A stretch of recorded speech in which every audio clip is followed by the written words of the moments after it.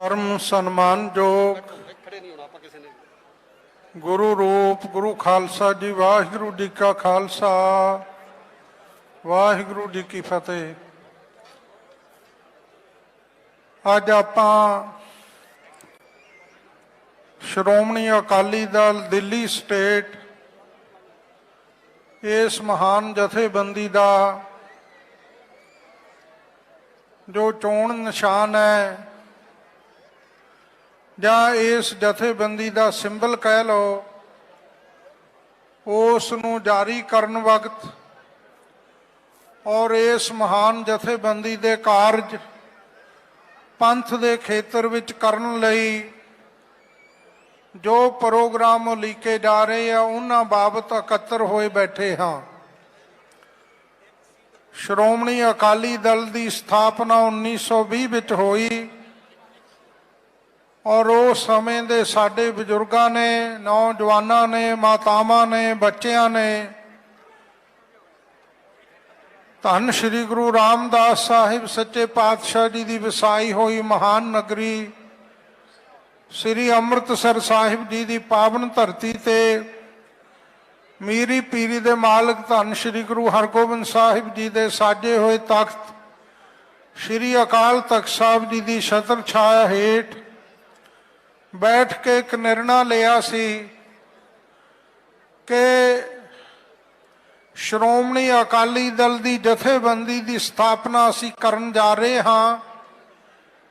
जिस जथेबंदी का कारज खेत्र होएगा सब तो पहला गुरसिੱਖੀ धर्म का प्रचार और प्रसार करना, गुरधामां की मर्यादा अनुसार सेवा संभाल करनी और पंथक भावनावां की तर्जमानी करदियां होइयां दुनिया भर दे विच नानक नाम चढ़दी कला तेरे भाणे सरबत का भला ऐसे महान सिद्धांतां का प्रचार प्रसार करना और नाल नाल राजनीतिक खेत्र दे विच भी कौम नूं सुचज्जी सही अगवाई देनी और साडे सिंघां दीयां महान कुर्बानियां नाल बजुर्गां दीयां महान कुर्बानियां नाल श्रोमणी अकाली दल की जथेबंदी ने दुनिया भर दे विच पंथ लई बहुत वड्डे वड्डे कारज कीते और बहुत वड्डे संघर्ष इस जथेबंदी नूं करने पए। इस जथेबंदी दे नुमाइंदियां ने कौम की खातर गुरु की खातर धर्म की खातर पंथ की खातर अपनियां कुर्बानियां भाव शहीदियां भी दित्तियां।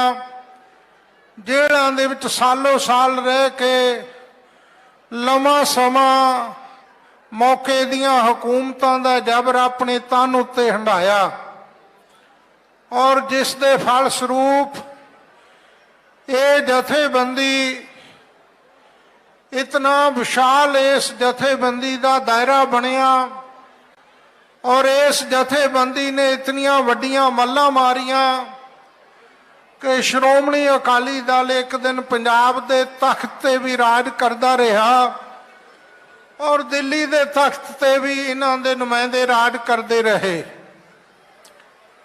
पर अफसोस नाल कहना पैंदा लंबे समय तो जिहड़ी भावना नूं लै के इस जथेबंदी की स्थापना की गई सी उस भावनावां नूं पिठ दिखा के केवल राजनीति नूं मुख रखिया गया जिस कारण पंथ का बहुत वड्डा नुकसान होया और आने वाले समय विच भी जिसकी भरपाई करनी बड़ी मुश्किल नज़र आ रही है।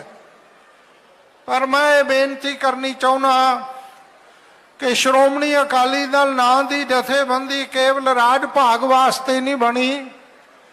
श्रोमणी अकाली दल की जथेबंदी का ये मुख टीचा है, मुख मकसद है कि पंथक भावनावां की तर्जमानी करनी, सिੱਖੀ दे प्रचार प्रसार लई लक बन के तुरना, धार्मिक खेत्र विच कौम नूं पंथ नूं जो चुनौतियां आ रही उन्हां दा डट के मुकाबला करना और उन्हां चुनौतियां नूं नजिठदे होए ਖਾਲਸਾ ਜੀ ਦੇ ਬੋਲ ਬਾਲੇ ਦੁਨੀਆ ਭਰ ਦੇ ਵਿੱਚ ਕਾਇਮ ਕਰਨੇ। ਅੱਜ ਦਿੱਲੀ ਦੀ ਸੰਗਤ ਵੱਲੋਂ, ਵੈਸੇ ਮੈਂ ਲੰਮੇ ਸਮੇਂ ਤੋਂ ਦੇਖ ਰਿਹਾ, ਦਿੱਲੀ ਸੇ ਗੁਰਦੁਆਰਾ ਪ੍ਰਬੰਧਕ ਕਮੇਟੀ ਨੇ ਵੱਡੀ ਪੱਧਰ ਤੇ ਹਮੇਸ਼ਾ ਹੀ ਪੰਥਕ ਤਰਜਮਾਨੀ ਕਰਨ ਵਿੱਚ ਬਹੁਤ ਵੱਡਾ ਆਪਣਾ ਰੋਲ ਨਿਭਾਇਆ। ਪੰਥ ਦੇ ਬੋਲ ਬਾਲਿਆਂ ਲਈ ਦਿੱਲੀ ਸੇ ਗੁਰਦੁਆਰਾ ਪ੍ਰਬੰਧਕ ਕਮੇਟੀ ਹਮੇਸ਼ਾ ਪਹਿਲ ਕਦਮੀ ਕਰਦੀ ਰਹੀ ਹੈ। ਔਰ ਅੱਜ ਦਿੱਲੀ ਸਟੇਟ ਦੀਆਂ ਸਮੁੱਚੀਆਂ ਸਿੱਖ ਸੰਗਤਾਂ ਦੇ ਸਹਿਯੋਗ ਦੇ ਨਾਲ ਦਿੱਲੀ ਸੇ ਗੁਰਦੁਆਰਾ ਪ੍ਰਬੰਧਕ ਕਮੇਟੀ ਦੇ ਪ੍ਰਧਾਨ ਸਰਦਾਰ ਹਰਮੀਤ ਸਿੰਘ ਜੀ ਕਾਲਕਾ ਜੀ ਦੇ ਉਪਰਾਲੇ ਔਰ ਉਦਮ ਦੇ ਨਾਲ ਇਹ ਜਥੇਬੰਦੀ ਸ਼੍ਰੋਮਣੀ ਅਕਾਲੀ ਦਲ ਦਿੱਲੀ ਸਟੇਟ, ਇਹ ਜਥੇਬੰਦੀ ਦੀ ਸਥਾਪਨਾ ਕੀਤੀ ਗਈ ਹੈ। ਔਰ ਸਰਦਾਰ ਹਰਮੀਤ ਸਿੰਘ ਜੀ ਕਾਲਕਾ ਜੀ ਨੇ ਸਿੱਖ ਕੌਮ ਦੇ ਹਰਿਆਵਲ ਦਸਤੇ, ਸਿੱਖ ਕੌਮ ਦੀ ਜਿੰਦ ਜਾਨ ਸਿੱਖ ਸਟੂਡੈਂਟਸ ਫੈਡਰੇਸ਼ਨ ਜਥੇਬੰਦੀ ਦੇ ਵਿੱਚ ਪਰ ਜਵਾਨੀ ਵਿੱਚ ਆਪਣਾ ਪਹਿਲਾ ਕਦਮ ਰੱਖਿਆ। ਔਰ ਦਿੱਲੀ ਵਿੱਚ ਉਹਨਾਂ ਨੇ ਉਸ ਨੌਜਵਾਨਾਂ ਦੀ ਜਥੇਬੰਦੀ ਦੇ ਵਿੱਚ ਬਹੁਤ ਵੱਡੀ ਸੇਵਾ ਕੀਤੀ ਹੈ। ਔਰ ਲੰਮੇ ਸਮੇਂ ਤੋਂ ਇਹ ਦਿੱਲੀ ਸਿੱਖ ਗੁਰਦੁਆਰਾ ਪ੍ਰਬੰਧਕ ਕਮੇਟੀ ਦੀਆਂ ਬਹੁਤ ਵੱਖ-ਵੱਖ ਜ਼ਿੰਮੇਵਾਰੀ ਦੇ ਨਾਲ ਸੇਵਾਵਾਂ ਨਿਭਾਉਂਦੇ ਰਹੇ।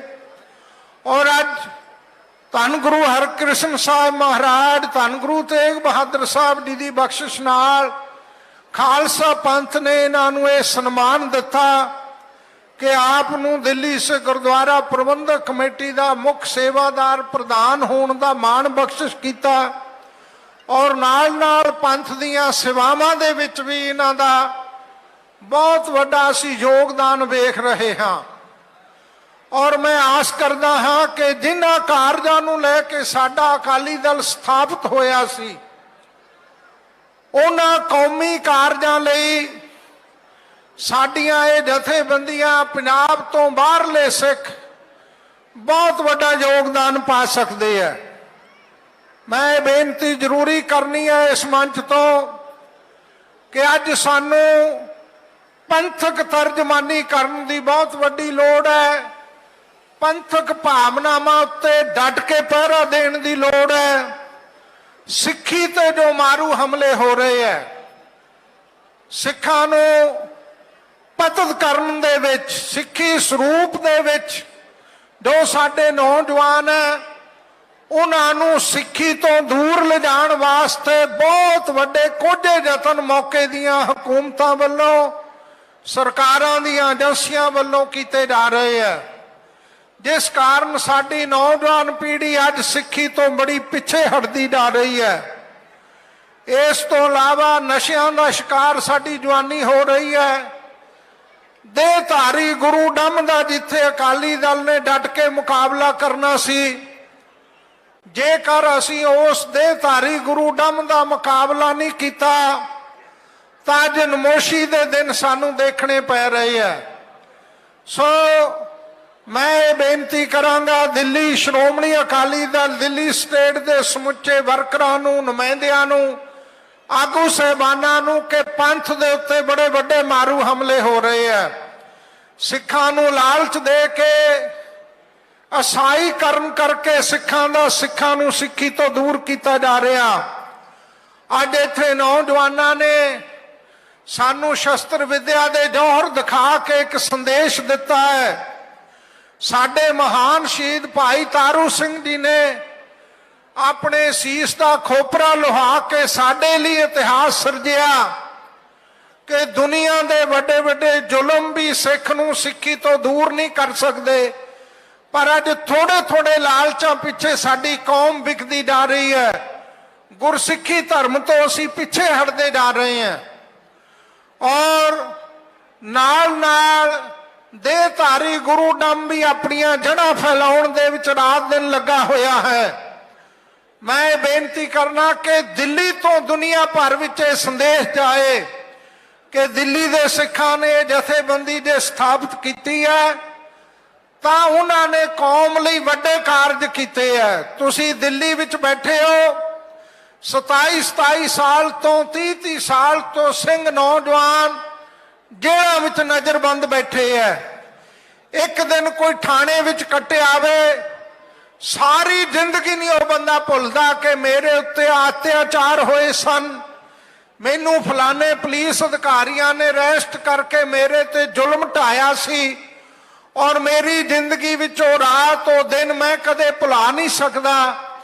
ਪਰ ਧੰਨ ਉਹ ਬੰਦੀ ਸਿੰਘ, ਉਹ ਗੁਰੂ ਕੇ ਖਾਲਸੇ ਜਿਹੜੇ 30 ਸਾਲ ਤੋਂ ਵੀ ਅੱਜ ਹਿੰਦੁਸਤਾਨ ਦੀਆਂ ਵੱਖ-ਵੱਖ ਜੇਲ੍ਹਾਂ ਵਿੱਚ ਨਜ਼ਰਬੰਦ ਬੈਠੇ ਐ, ਫਿਰ ਵੀ ਸਰਕਾਰਾਂ ਦਾ ਜ਼ਬਰ ਸਹਾਰ ਕੇ ਵੀ ਉਹ ਦੇਗ ਤੇਗ ਫਤਿਹ ਪੰਥ ਕੀ ਜੀਤ ਦੇ ਨਾਅਰੇ ਲਾਉਂਦੇ ਐ, ਔਰ ਖਿੜੇ ਮੱਥੇ ਉਹਨਾਂ ਨੇ ਕਦੇ ਕੋਈ ਕੌਮ ਤੇ ਗਿਲਾ ਸ਼ਿਕਵਾ ਨਹੀਂ ਕੀਤਾ ਕਿ ਸਾਡੀ ਕਿਸੇ ਨੇ ਅੱਜ ਤੱਕ ਬਾਹ ਨਹੀਂ ਫੜੀ।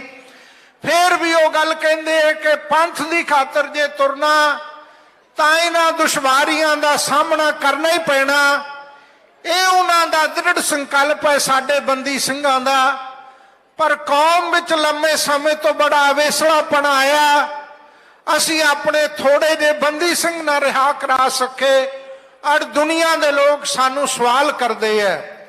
ਸੋ ਮੈਂ ਬੇਨਤੀ ਕਰਾਂਗਾ ਕਿ ਸਾਡੇ ਬੰਦੀ ਸਿੰਘਾਂ ਦੀ ਰਿਹਾਈ ਲਈ ਵੀ ਦਿੱਲੀ ਦੀਆਂ ਸਿੱਖ ਸੰਗਤਾਂ, ਦਿੱਲੀ ਸ਼੍ਰੋਮਣੀ ਅਕਾਲੀ ਦਲ, ਦਿੱਲੀ ਸਟੇਟ ਇਹ ਵੱਡੇ ਉਪਰਾਲੇ ਕਰਨ, ਇਹ ਕੌਮ ਤੋਂ ਸਿਹਰਾ ਪ੍ਰਾਪਤ ਕਰਨ ਕਿ ਉਹਨਾਂ ਸਿੰਘਾਂ ਦੀ ਰਿਹਾਈ ਕਰਾਈਏ, ਔਰ ਜਿਹੜਾ ਸਿੱਖਾਂ ਦਾ ਈਸਾਈਕਰਨ ਕੀਤਾ ਜਾ ਰਿਹਾ ਉਸ ਨੂੰ ਤੁਰੰਤ ਰੋਕਿਆ ਜਾਏ, ਪਤਨ ਪੁਣੇ ਨੂੰ ਠੱਲ ਪਾਈ ਜਾਏ, ਦੇਹਧਾਰੀ ਗੁਰੂ ਡੰਮ ਨੂੰ ਠੱਲ ਪਾਈ ਜਾਏ, ਖਾਲਸਾ ਜੀ ਦੇ ਬੋਲ ਬਾਲਿਆਂ ਦਾ ਪ੍ਰਚਾਰ ਪ੍ਰਸਾਰ ਦੁਨੀਆ ਭਰ ਵਿੱਚ ਕੀਤਾ ਜਾਏ, ਔਰ ਸਿੱਖ ਹਰ ਇੱਕ ਦਾ ਭਲਾ ਮੰਗਦਾ, ਨਾਨਕ ਨਾਮ ਚੜ੍ਹਦੀ ਕਲਾ ਤੇਰੇ ਭਾਣੇ ਸਰਬੱਤ ਕਾ ਭਲਾ, ਇਹ ਜਿਹੜਾ ਨਿਸ਼ਾਨ ਹੈ, ਸਿੰਬਲ ਹੈ, ਇਹ ਸਰਬੱਤ ਦੇ ਭਲੇ ਦਾ ਤੁਸੀਂ ਅੱਜ ਜਾਰੀ ਕੀਤਾ।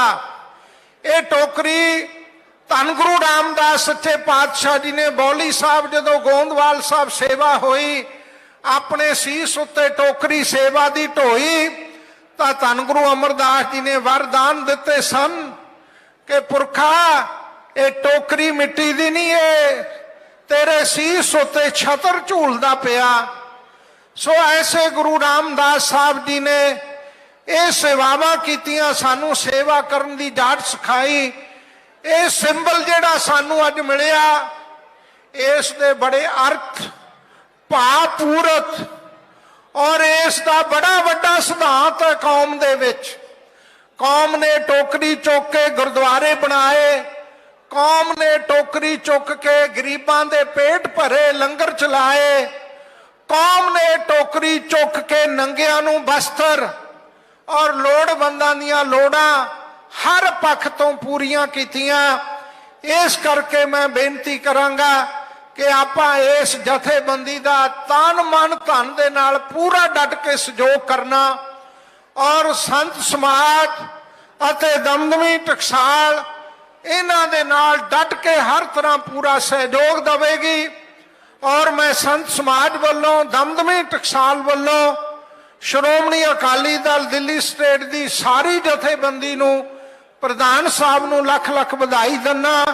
ਸਾਰੇ ਆਏ ਪਤਵੰਤਿਆਂ ਦਾ ਰੋਮ ਰੋਮ ਕਰਕੇ ਬਹੁਤ ਬਹੁਤ ਧੰਨਵਾਦ।